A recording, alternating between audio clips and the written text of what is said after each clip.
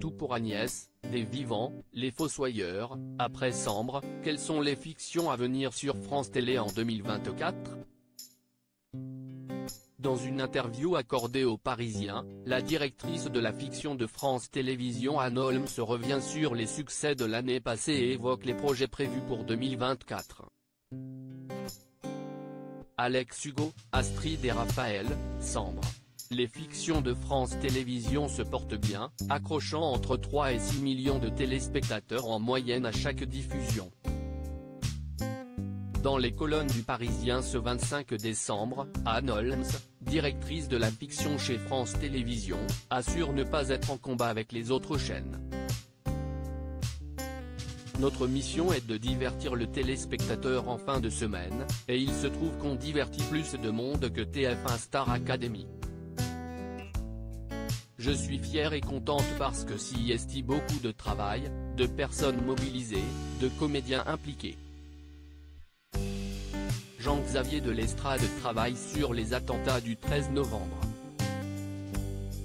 Si elle concède que ces programmes attirent moins les jeunes, et que certaines des 280 fictions proposées en soirée cette année n'ont pas trouvé leur public.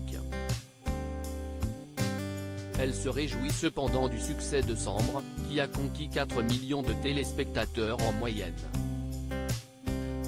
Cette fiction est d'utilité publique.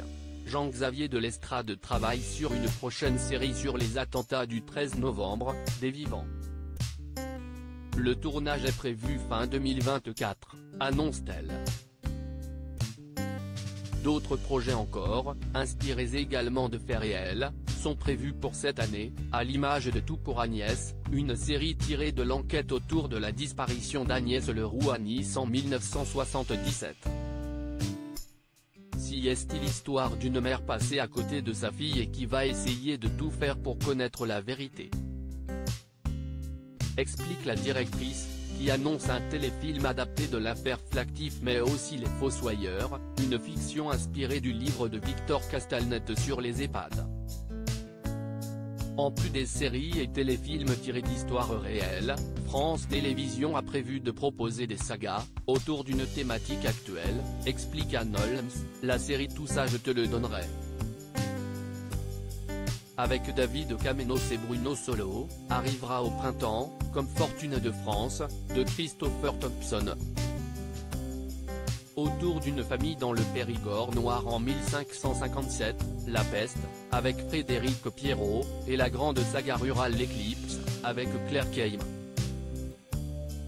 Les tournages de Rivage, sur des phénomènes mystérieux en mer, de ça, si est Paris. Dans l'univers du cabaret, sont en cours.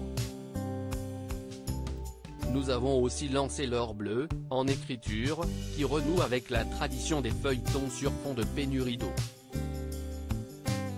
Et nous avons aussi un projet avec Mathilde Seigné sur le monde paysan. Un programme déjà bien chargé, et pourtant ça ne s'arrête pas là. D'autres thématiques sociales et culturelles seront également abordées dans des séries et téléfilms inédits, comme la mode et de la maroquinerie de luxe dans la série Made in France ou encore le film Un château en Espagne, qui dénoncera les marchands de sommeil, explique Anne Holmes, ainsi que l'histoire de deux femmes que tout opposées qui vont s'associer pour sortir leur petit-fils d'un camp de prisonniers de Daesh. Enfin, la directrice des fictions a été interrogée par Le Parisien sur les films avec Gérard Depardieu. Certains médias avaient en effet annoncé la décision du groupe de ne plus diffuser les films dans lesquels joue l'acteur, une rumeur depuis démentie par France Télévisions. On ne censure pas les œuvres existantes. Mais monter un nouveau film ou une série sur le nom de Gérard Depardieu paraît difficile aujourd'hui, explique-t-elle. Ce lundi 25 décembre, 50 personnalités de la culture ont signé une tribune dans le Figaro, pour dénoncer ce qu'il estime être un lynchage médiatique contre l'acteur, accusé par une dizaine de femmes de violences sexuelles.